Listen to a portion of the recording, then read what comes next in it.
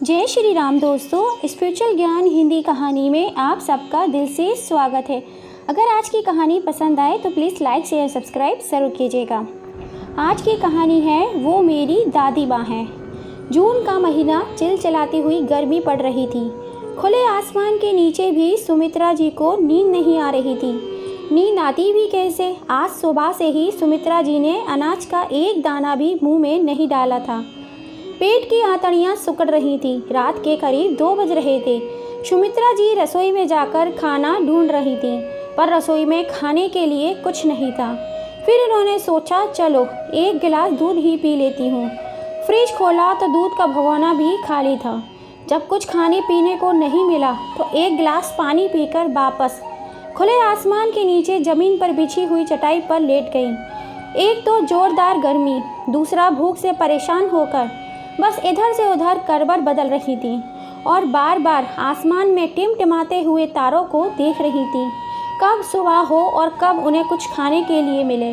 सुमित्रा जी रसोई में जाकर कुछ बनाकर खा सकती थी, मगर रसोई में जाकर कुछ बनाती तो खटर पटर की आवाज़ से उनके बहू बेटे जो अपने कमरे में आराम से कूलर चलाकर सो रहे थे, कहीं वह जाग न जाएं। सुमित्रा जी के कमरे में कूलर तो छोड़ो, पंखा भी नहीं लगा हुआ था, इसीलिए वह रात खुले आसमान के नीचे चटाई बिछाकर ही सोती थी। कल बेटे के दोस्त की शादी थी, तो बहू बेटे सुबह से ही शादी के फंक्शन में गए हुए थे, तो खाना पीना रात को खाकर ही आए थे। सुमित्रा जी के लिए रात की बची हुई 2 बासियां रोटी रख गए थे और सुमित्रा जी से कह गए थे कि चाय बनाकर रोटियां उसके साथ खा लेना। बहू अक्सर रात की बची हुई रोटियां सुमित्रा जी को खाने के लिए दिया करती थी, इसीलिए सुमित्रा जी को रात की ठंडी बासी रोटी खाने की आदत पड़ गई थी। उन्होंने भी बहू के कहने पर हाँ में सर हिला दिया। उन्हें हिदायत देकर बहू बेटे तो अपने दोस्त की शादी में चले गए। गर्मी बहुत ज़्यादा थी, इसलिए सुमित्रा जी बाहर आंगन में चारपाई बिछाकर बैठ गईं। रात को जब सुमित्रा जी को भूख लगी तब वह खाना लेने के लिए रसोई में गई। जब रोटी निकालने के लिए कैस्ट्रोल खोला तो देखा उसमें बहुत सारी चींटियां रोटियों पर लगी हुई हैं। अब सुमित्रा देवी जी को भूख बहुत ज़ोर की लग रही थी, लेकिन रसोई में कुछ और नहीं था। फ्रिज खोल के देखा तो उसमें भी खाने के लिए कुछ नहीं था। रात के करीब 11 बजे बहू और बेटे शादी में से वापस आए, लेकिन सुमित्रा जी की अपनी बहू से इतनी रात को कुछ खाने को मांगने के लिए कहने की हिम्मत नहीं हो रही थी। इसीलिए वे चुपचाप से खुले आसमान के नीचे लेटी रहीं और बहू बेटे अपने कमरे में सोने के लिए चले गए। लेकिन जैसे तैसे रात का अंधियारा बढ़ता गया, सुमित्रा जी की भूख भी बढ़ती ही जा रही थी। इसीलिए वे रात के अंधेरे में भी रसोई में जाकर फिर से कुछ न कुछ खाने के लिए ढूंढ रही थी। सुबह मुर्गे की आवाज़ के साथ ही उनकी आंख खुली और बाहर आंगन में आकर देखा तो रसोई में बहू आरती खाना बना रही थी। खाने की खुशबू से सुमित्रा जी को और भी तेज भूख लगने लगी। मन ही मन में सोच रही थी, चलो अब तो कुछ अच्छा खाने को मिल ही जाएगा। लेकिन थोड़ी ही देर में आरती एक चाय का प्याला सुमित्रा जी के हाथ में पकड़ाते हुए बोली, आज इतनी देर लगा दी आपने उठने में, जल्दी से चाय पीकर पूरे घर की साफ़ सफाई कर दो और बाथरूम में कुछ कपड़े पड़े हुए हैं उनको भी धो के जल्दी से छत पर सुखा देना और सारा काम हो जाए तो किचन में आकर मेरा हाथ बटा देना। अभी थोड़ी ही देर में मेरे मायके से भैया भाभी आने वाले हैं, इसीलिए मैं जल्दी जल्दी खाना तैयार कर रही हूँ। आप थोड़ा जल्दी जल्दी हाथ पाँव चलाओ और किसी भी काम में ज़रा भी देर नहीं होनी चाहिए, नहीं तो तुम उन लोगों के सामने काम करके मुझे ये जताने की कोशिश करोगी कि मैं घर के सारे काम तुमसे ही कराती हूँ। रात से भूखी प्यासी सुमित्रा जी बहू के आगे कुछ बोल ही नहीं पाई और एक कप चाय की प्याली पीकर ही उन्होंने अपनी पेट की भूख को शांत किया। पूरे घर की साफ़ सफाई करने के बाद और बाथरूम में कपड़े पड़े धोने के बाद सुमित्रा जी बहू से बोली, बहू अब तो घर का सारा काम हो चुका है, रात से कुछ नहीं खाया, बहुत तेज़ भूख लग रही है। भूख के मारे अब तो हाथ पैर चलना बंद हो गए हैं, कुछ खाने के लिए दे दो। रात को तो जो रोटियां रख कर गई थी उसमें चींटियां लग गई थीं। अच्छा, गरम गरम खाना देखा नहीं कि झूठ बोलना भी सीख गई हो। किसी और को बुद्धू बनाना अपनी बातों से। मैं आपकी बातों में आने वाली नहीं हूँ। शर्म नहीं आती आपको खाने के लिए झूठ बोलते हुए? अभी आपको कुछ खाने के लिए नहीं मिलेगा जब तक मेरे मायके से भैया भाभी आकर खाना नहीं खा लेते। अरे अगर कुछ कम पड़ गया तो? अगर कुछ बच जाएगा तो मैं बाद में दे दूँगी। और अब इधर मेरे सर पर मत खड़ी रहो। हाथ में 2 बिस्किट थमाते हुए आरती बोली, जाओ अपने कमरे में बैठकर इन्हें खाकर वहीं पर बैठना। जब मेरे मायके वाले आए तो उनके सामने इधर उधर ज़्यादा मत घूमना। सुमित्रा जी हाथ में 2 बिस्किट लिए और बहू की कड़वी बातों को सुनकर अपने कमरे में आकर बैठ गईं और सोचने लगीं, अपने बेटे से भी क्या कहूँ जब मेरा बेटा भी अपनी पत्नी की ही सारी बातें सुनता है। जब से शादी हुई है उसे तो अपनी बूढ़ी माँ की तकलीफ़ दिखाई ही नहीं देती। कितनी पूजा पाठ और मन्नतों के बाद हमने बेटा मिला था। सोचा था बुढ़ापे में हमारे जीने का सहारा बनेगा, लेकिन बेटा अपनी माँ को देखकर भी अनदेखा कर देता है। उसे तो बस अपनी पत्नी आरती के अलावा और कोई दिखाई नहीं देता, ना सुनाई देता है। कभी 2 पल के लिए भी मेरे पास बैठकर यह नहीं पूछता, माँ आपने दवाई खाई है या नहीं खाई है, खाना खाया है या नहीं खाया है, आपकी तबीयत ठीक है या नहीं। अपने बेटे के मुंह से माँ शब्द सुनने के लिए भी मेरे कान तरस जाते हैं। जब भी मुंह से कुछ बोलता है तो बस आग ही उगलता है। ऐसा लगता है उसकी बातों से जैसे अभी ही अपनी माँ को कच्चा ही चबा जाएगा। अरे कितने नाजों से पाला पोसा था हमने उसे। क्या था हमारे पास? अरे एक कमरे का छोटा सा घर था और एक छोटी सी कपड़े की दुकान। धीरे धीरे मेहनत करके उसके पिता ने उस दुकान को बहुत बड़े कारोबार में बदल दिया था और एक छोटे से घर की जगह एक बड़ा सा नया घर बनवा लिया था। अपने बाबूजी के साथ बैठकर उसने बिजनेस करना सीखा। पढ़ाई पूरी होने के बाद संजय अपने पिता के संग दुकान पर ही बैठने लगा। तब तक यह जिंदा थे, तब तक तो सब कुछ ठीक चल रहा था। इन्होंने अपने रहते ही संजय की शादी भी करवा दी थी।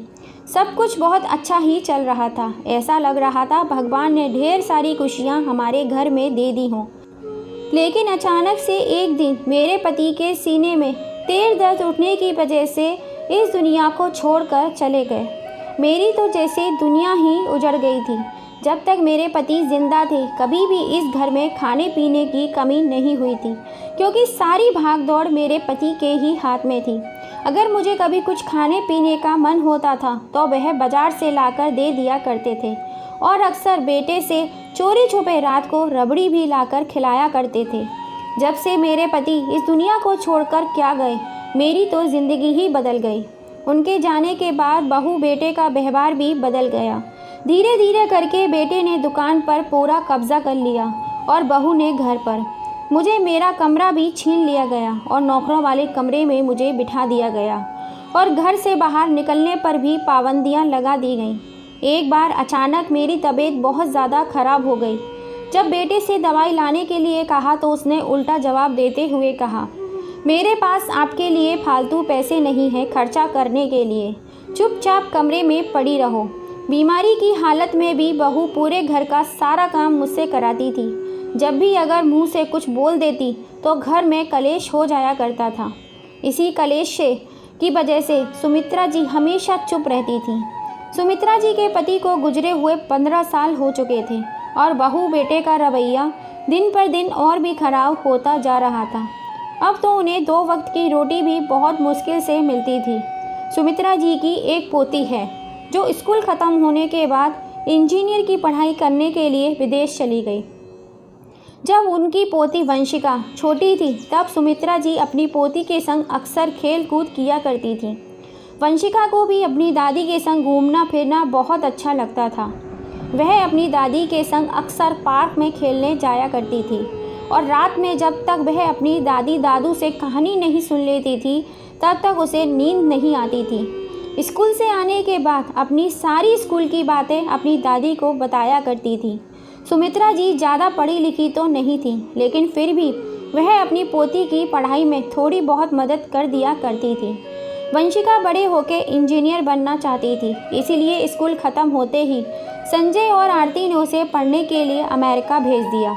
और जब से वंशिका पढ़ाई के लिए अमेरिका चली गई थी, तब से तो सुमित्रा जी बिल्कुल ही अकेले रह गई थी। एक वही तो थी जिसके संग बात करके सुमित्रा जी अपने सारे गम भूल जाया करती थी।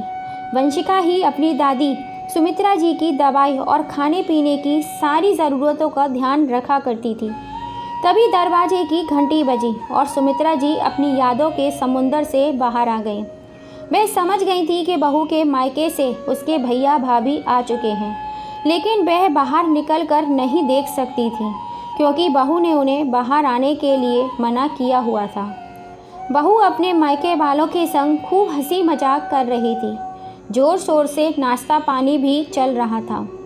रात से भूखी सुमित्रा जी अपने कमरे में बैठी बैठी इंतज़ार कर रही थी, कब बहू के मायके वाले खाना खाएं तो मुझे फिर से कुछ खाने को मिले। बहू के मायके वालों को आए हुए 2 घंटे से भी ऊपर हो चुके थे। थोड़ी देर बाद सभी लोग डाइनिंग टेबल पर आकर बैठ गए और सब खाना खाने लगते हैं। खाने की खुशबू से सुमित्रा जी को और भी तेज भूख लगने लगी। अब तो उनके पेट की आंतड़ियाँ सूख कर कांटा हो गई थीं। वह पानी पी पी कर अपनी भूख मिटाने की कोशिश कर रही थी, लेकिन पानी भी पीते पीते अब वह ख़त्म हो चुका था। इसीलिए वह पानी लेने के लिए अपने कमरे से बाहर निकलकर रसोई में गई। तभी बहू की भाभी बोली, दीदी आपकी सास घर में कुछ काम काज करती है आपके संग में या नहीं, या दिन भर पड़े पड़े खाती रहती है? नहीं भाभी, आप भी कैसी बातें कर रही हो, अभी तो बुढ़िया बूढ़ी हो गई है। हाँ, ज़्यादा नहीं, थोड़ा बहुत काम काज कर लेती है। अरे बैठे बैठे थोड़ी मुफ्त की उसको खाना खिलाती रहूँगी। सुमित्रा जी रसोई में खड़ी खड़ी अपनी बहू की बातों को सुन रही थीं। बहू के शब्द उन्हें तीर की तरह चुभ रहे थे। उनकी आंखों से लगातार आंसुओं की धारा बह रही थी। वह मन ही मन सोच रही थी, बहू कहे तो ऐसे रही है जैसे मैं उसकी कमाई खा रही हूँ। अरे यह घर दुकान सब कुछ मेरे पति का है। सोचते सोचते सुमित्रा जी के हाथों से पानी का गिलास गिर गया और पूरी रसोई में चारों तरफ पानी फैल गया। गिलास के गिरने की आवाज़ सुनकर बहू भागकर रसोई में आई और पूरी रसोई में पानी देखकर बुरी तरह से तमतमाते हुए सुमित्रा जी के गाल पर एक जोरदार तमाचा खींच के दे मारा। तुम्हारा दिमाग खराब हो गया है? जब मैं तुमको मना किया था तो रसोई में मत आना, फिर क्यों रसोई में आई? बुढ़िया, आज तो तेरी खैर नहीं, तेरी चटोरी जीभ तुझको यहाँ ले आई होगी। पूरी रसोई गंदी करके रख दी, चल जल्दी से इसे साफ कर। बहू का चिल्लाना और थप्पड़ मारना क्या कुछ कम था? तभी बेटा भी पीछे से चिल्लाता हुआ कहता है, माँ, जब तुम्हारी बहू ने मना किया था तो फिर क्यों किचन में आई? क्यों सबका दिमाग खराब करती रहती हो? अरे पूरे घर में इधर उधर घूमना ज़रूरी है तुम्हारा?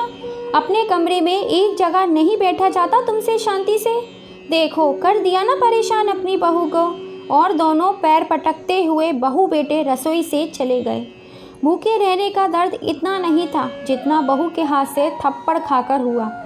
आज तो सुमित्रा जी की पूरी तरह ही टूट चुकी थी और किचन में ही एक कोने में बैठकर अपनी किस्मत पर रो रही थी और भगवान से प्रार्थना कर रही थी, भगवान मेरी जैसी औलाद किसी को मत देना।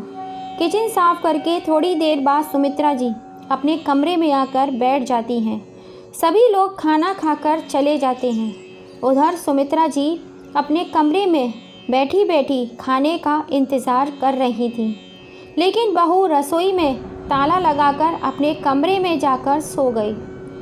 सुमित्रा जी बहू को आवाज़ देते हुए बोली, बहू कुछ खाना बच गया हो तो दे दो, कल रात से कुछ नहीं खाया है, बहुत ज़ोर की भूख लग रही है। बहू बेटा दोनों चिल्लाते हुए बोले, आज तुम्हें कुछ खाने को नहीं मिलेगा। आज तुमने सारे मेहमानों के सामने हमारी बेइज्जती की है, उसकी यही सज़ा है। जाकर चुपचाप अपने कमरे में लेट जाओ। अगर इस घर में रहना है तो मेरे हिसाब से ही रहना पड़ेगा, और ज़्यादा चूर चपट की तो कल भी खाना नहीं मिलेगा, और ज़्यादा ही परेशानी है तो चली जाओ हमारे इस घर को छोड़कर, हमें तुम्हारी कोई ज़रूरत नहीं है। बेटे बहू के मुंह से ऐसी बातें सुनकर सुमित्रा जी के कान खुले की खुले रह गए। वह वहीं लड़खड़ाकर जमीन पर गिर पड़ी। अब उनको समझ में नहीं आ रहा था कि वह कहाँ जाएं, लेकिन उनसे अब और अपमान भी बर्दाश्त नहीं हो रहा था। अब उन्होंने अपनी साड़ी के पल्लू को कसा और कुछ पैसे जो उनके हाथ में थे वह लेकर घर से निकल गईं।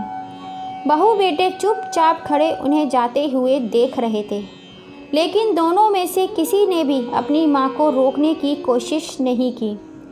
घर से निकलते समय सुमित्रा जी के पास मुश्किल से 300 रुपये ही होंगे। वह सोच रही थी इन 300 रुपये से क्या कर सकती हैं, और भूख भी बड़े जोरों की लग रही थी। तो सबसे पहले उन्होंने एक प्लेट समोसे लेकर अपने पेट की भूख को शांत किया। अब सुमित्रा जी के दिल में और दिमाग में यही सवाल चल रहा था, आगे की ज़िंदगी कैसे कटेगी। हाथ में सिर्फ अब 280 रुपये ही बचे थे।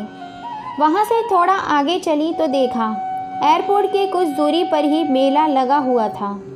मेले को देखकर उनके दिमाग में बहुत ही अच्छा ख्याल आया।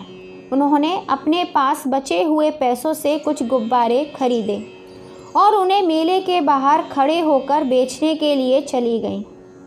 अभी सुबह से दोपहर हो चुकी थी और उनका एक भी गुब्बारा नहीं बिका था। मायूस सुमित्रा जी आने जाने वालों सभी लोगों से गुब्बारे लेने की विनती कर रही थी। तभी थोड़ी देर बाद एक बच्ची वहां पर आई और उसे उनके गुब्बारे बहुत ही पसंद आ गए। उसके माँ बाप ने अपनी बेटी के लिए सारे गुब्बारे खरीद लिए और सुमित्रा जी की आज पहली कमाई हुई थी। रात के करीब 7 बज चुके थे। सुमित्रा जी को ज़ोर से भूख भी लग रही थी।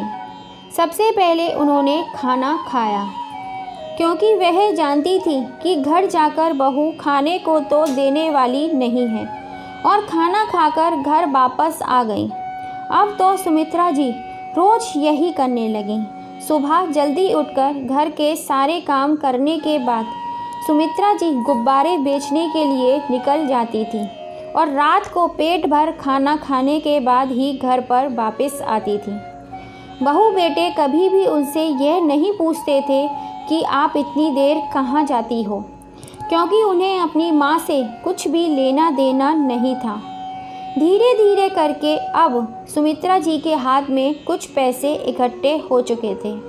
अब वह अपनी दवाई और खाने पीने का खर्चा स्वयं उठा सकती थी। उन्हें हर छोटी छोटी चीज़ के लिए अपने बहू बेटे के आगे हाथ नहीं फैलाने पड़ते थे। ऐसे ही करते करते करीब 1 साल बीत गया। उधर वंशिका की पढ़ाई भी पूरी हो चुकी थी। वह अपनी मम्मी पापा और दादी को सरप्राइज़ देने के लिए इंडिया वापस आ रही थी और फ्लाइट में बैठे बैठे सोच रही थी, अचानक से मम्मी पापा और दादी मुझे देखकर कितने खुश हो जाएंगे। उसने अपनी दादी और मम्मी पापा के लिए बहुत सारे तोहफे भी लिए थे। उसके साथ ही एक सहेली भी इंडिया वापस आ रही थी। दोनों सहेली आपस में बैठकर बातें कर रही थी। वंशिका ने पूछा, तुम सबसे पहले जाकर क्या करोगी घर पर? उसने कहा, मैं सबसे पहले अपनी पुरानी दोस्तों से मिलने जाऊंगी। फिर उसकी दोस्त ने वंशिका से पूछा, तुम क्या करोगी सबसे पहले घर जाकर? वंशिका ने कहा, मैं तो सबसे पहले अपनी दादी को ज़ोर से हक करूंगी, फिर उनके हाथों से खाना खाऊंगी, उनके संग रात में मीठी मीठी सी कहानियाँ सुनूंगी। कितना मिस किया है मैंने इन सारी चीज़ों को। बातें करते करते कब दोनों सहेलियाँ इंडिया पहुँच गईं पता ही नहीं चला। जैसे ही वंशिका एयरपोर्ट के बाहर आई, थोड़ी ही दूर पर देखा उसने मेला लगा हुआ था। उसकी सहेली ने मेला देखने की जिद की, लेकिन वंशिका को तो अपने घर जाने की जल्दी थी। लेकिन सहेली की बात भी वह टाल नहीं सकती थी, इसीलिए थोड़ी देर के लिए वह मेला देखने के लिए चली गई। जैसे ही वंशिका मेले के पास पहुंची, वहाँ गेट पर ही उसकी दादी एक डंडे पर बहुत सारे गुब्बारे लिए बेच रही थी। अपने साड़ी के पल्लू से बार बार अपना पसीना पोंछ रही थी। वंशिका की सहेली ने भी कहा, देखो वंशिका, यह तो तुम्हारी दादी जैसी ही लग रही हैं। दोनों सुमित्रा जी के पास गईं। पास जाकर देखा तो वंशिका की आंखें फटी की फटी रह गईं। वह तो सचमुच उसकी दादी ही थी। दादी की निगाहें अपने गुब्बारे पर थीं। उन्होंने पास आई वंशिका को बिना देखे ही कहा, बेटी 2 रुपये का एक गुब्बारा है, कौन से कलर का चाहिए? वंशिका की आंखों से झरझर आंसू बह रहे थे। उसने कहा, दादी एक नहीं, मुझे तो सारे ही गुब्बारे चाहिए।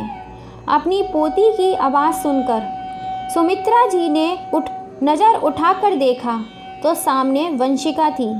दोनों दादी पोती कसकर गले लगकर फूट फूट कर रोने लगी। पास में खड़ी वंशिका की सहेली ये सारा नज़ारा देख रही थी और उसकी भी आंखों से आंसू निकल रहे थे। वंशिका ने अपनी दादी से पूछा, दादी आप यहाँ क्या कर रही हो और यह गुब्बारे क्यों बेच रही हो? इस उम्र में जब आपको आराम करना चाहिए तब आपको गुब्बारे बेचने की क्या ज़रूरत पड़ गई? दादी मम्मी पापा कहाँ हैं? क्या उन्होंने आपको यह सब करने से नहीं रोका? कितनी तेज़ गर्मी पड़ रही है। अगर आपको कुछ हो जाता तो मैं पहले ही अपने दादाजी को खो चुकी हूँ। अब आपको खोना नहीं चाहती। दादी सच सच बताइए, यह सब काम करने की आपको क्या ज़रूरत पड़ गई? पोती के मुंह से इतने प्यार भरे शब्द सुनकर सुमित्रा जी और भी तेज फूट फूट कर रोने लगी और उन्होंने अपने ऊपर हुए अत्याचारों के बारे में अपनी पोती को सब कुछ बता दिया। अपने माता पिता की ऐसी हरकतें सुनकर वंशिका दंग रह गई। उसे यह सब सुनकर ऐसा लग रहा था जैसे उसके सर पर आसमान टूट पड़ा हो। वह तो अपने माता पिता को अपना भगवान समझती थी। भगवान के भेष में शैतान भी हो सकते हैं, उसे नहीं पता था। उसने अपने माँ बाप को सबक सिखाने का निर्णय कर लिया था। तभी वंशिका ने अपनी सहेली रानी से कहा, क्या तुम कुछ दिन के लिए मेरी दादी को अपने संग रख सकती हो? रानी ने कहा, वंशिका यह तेरी नहीं मेरी भी दादी हैं, फिर जब चाहें जब तक ये मेरे घर पर रह सकती हैं। अब सुमित्रा जी वंशिका की दोस्त रानी के घर रहने के लिए चली गईं। वंशिका ने कहा, दादी मैं आपसे हर रोज़ मिलने आती रहूँगी। वंशिका अपनी दादी को रानी के घर छोड़कर अपने घर पर आ गई। जैसे ही उसने घर की डोल वेल बजाई, उसके मम्मी पापा उसे देखते ही चौंक गए। अरे बेटा वंशिका, तुम यहाँ? तुमने आने से पहले बताया क्यों नहीं कि तुम इंडिया वापस आ रही हो? अरे हमें पहले बता देती तो तुम्हारा स्वागत की बहुत ही अच्छी तैयारी करके रखते। वंशिका ने कहा, मम्मी अगर मैं पहले बता देती तो जो मेरी आँखों ने देखा वह मैं कैसे देख पाती? अच्छा यह सब छोड़िए, यह बताइए दादी कहाँ हैं? स्पेशली मैं दादी से मिलने ही तो आई हूँ इंडिया। आपको पता है कल दादी का जन्मदिन है और मैं इस बार दादी का जन्मदिन बहुत ही धूमधाम से मनाना चाहती हूँ। अच्छा आप रुकिए, मैं दादी के कमरे में जाकर उनसे मिलकर आती हूँ। वंशिका सुमित्रा जी को आवाज़ लगाती है और उनके कमरे में चली गई, लेकिन वहाँ तो दादी थी ही नहीं। वह बस अपने मम्मी पापा के सामने यह सब नाटक कर रही थी। वंशिका ने अपनी मम्मी पापा से पूछा, पापा मम्मी दादी कहाँ हैं? मैंने पूरा घर देख लिया, दादी कहीं दिखाई नहीं दे रही। आरती ने कहा, बेटा कहीं गई होंगी आस पड़ोस में, वरना पूरा दिन तो घर में ही पड़ी रहती है और काम ही क्या है तेरी दादी पर, खाया पिया और पड़ गई। मम्मी पापा के मुंह से ऐसी बातें सुनकर वंशिका आश्चर्यचकित थी। सुबह से रात हो चुकी थी लेकिन सुमित्रा जी अभी भी घर नहीं आई थी। तब वंशिका ने कहा, पापा दादी अभी तक घर नहीं आई हैं। क्या आपको कह कर गई थी कि कहाँ जा रही है? बेटा, तुम्हारी दादी हमें कुछ बताकर नहीं जाती। जब मन करता है कहीं भी निकल जाती हैं और जब मन करता है आ जाती हैं। रात बहुत हो चुकी थी और सब लोग अपने अपने कमरे में जाकर सो गए। सबके सो जाने के बाद वंशिका अपनी दादी से फ़ोन पर बातें करती है। वंशिका सुमित्रा जी से कहती है, दादी मैंने जाल बिछा दिया है, बाकी का काम हम कल करेंगे। दूसरे दिन सुबह वंशिका सुमित्रा जी को लेकर घर आती है। आरती और संजय अपने सामने अपनी माँ को देखते ही हक्के बक्के रह जाते हैं और वंशिका से पूछते हैं, बेटा कहाँ मिली तुम्हें ये बुढ़िया? माँ, आपने तो मुझे बताया ही नहीं था कि दादी कहाँ गई हैं। तो आज तो दादी का जन्मदिन था तो मुझे तो ढूंढना ही था दादी को। आप लोग कितने एहसान फरामोश हो, झूठ पर झूठ बोले जा रहे थे मुझसे। अरे अगर कल मैं दादी को एयरपोर्ट के बाहर गुब्बारे बेचते हुए नहीं देखा होता तो मैं तो आपकी बातों में आ ही गई होती। माँ, आप एक औरत होकर भी अपनी बूढ़ी सास के संग ऐसा कैसे कर सकती हैं? अरे माँ के चरणों में तो स्वर्ग होता है और आपने इस माँ को गाल पे तमाचा मार दिया। आपको तो नर्क में भी जगह नहीं मिलेगी।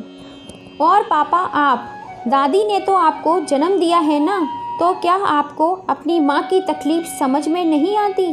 अरे यही अगर मैं आप लोगों के संग करूँ तो आपको कैसा लगेगा? आप दोनों से मुझे ऐसी उम्मीद नहीं थी। अरे ये घर दुकान सब कुछ मेरे दादी दादू का है और फिर आपने इन्हें इन्हीं के घर से जाने के लिए कह दिया और खाने के नाम पर 2 रात की बची हुई सूखी रोटी देते थे। कमरे में एक पंखा तक नहीं लगवाया आपने इनके। अरे कोई अपने घर के नौकर के संग भी इतनी जाती नहीं करता जो आपने किया है अपनी माँ के संग। इस बात की सज़ा तो आपको मिलकर ही रहेगी। वंशिका सुबह दादी को लेने से पहले पुलिस स्टेशन जाकर अपने माँ बाप के खिलाफ रिपोर्ट लिखवा कर आई थी। अब थोड़ी ही देर में इंस्पेक्टर साहब घर पर पहुंच जाते हैं और सावित्री जी को हरासमेंट करने के जुर्म में दोनों को गिरफ्तार कर लेते हैं। तभी सुमित्रा जी पुलिस इंस्पेक्टर को कहती हैं, इंस्पेक्टर साहब 1 मिनट रुकिए, और संजय के पास जाकर उसे एक जोरदार तमाचा उसके गाल पर मारती हैं और कहती हैं, भगवान ऐसी औलाद किसी को मत देना, इससे तो हर माँ को वे औलाद ही रख देना। तभी संजय को शायद अपनी किए का पछतावा हो रहा था और अपनी माँ के पैरों में गिरकर माफ़ी मांगने लगता है, लेकिन सुमित्रा जी उसे माफ़ नहीं करती और इंस्पेक्टर से कहती हैं, ले जाइए इसे मेरी नज़रों से दूर। संजय और आरती को सावित्री जी को परेशान और हरासमेंट करने के जुर्म में 10 साल की सज़ा हो जाती है और उधर वंशिका और सुमित्रा जी खुशी खुशी रहने लगती हैं। और वंशिका आज अपनी दादी का जन्मदिन बहुत ही धूमधाम से मनाती है। अमेरिका से पढ़ाई करने की वजह से उसे बहुत बड़ी कंपनी में जॉब ऑफ़र होती है और दोनों दादी पोती अपनी ज़िंदगी हंसी खुशी गुजारने लगती हैं। दोस्तों, आपको ये कहानी कैसी लगी? वंशिका ने अपनी दादी को न्याय दिलाने के लिए जो किया अपने माँ बाप के संग, क्या वो सही था या गलत? अपनी राय हमें कमेंट करके ज़रूर बताइएगा। फिर मिलेंगे। जय श्री राम।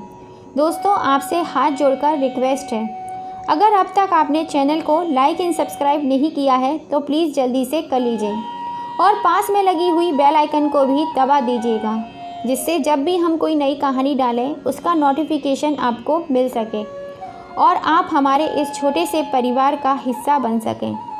आपके सपोर्ट के लिए बहुत बहुत धन्यवाद। जय श्री राम।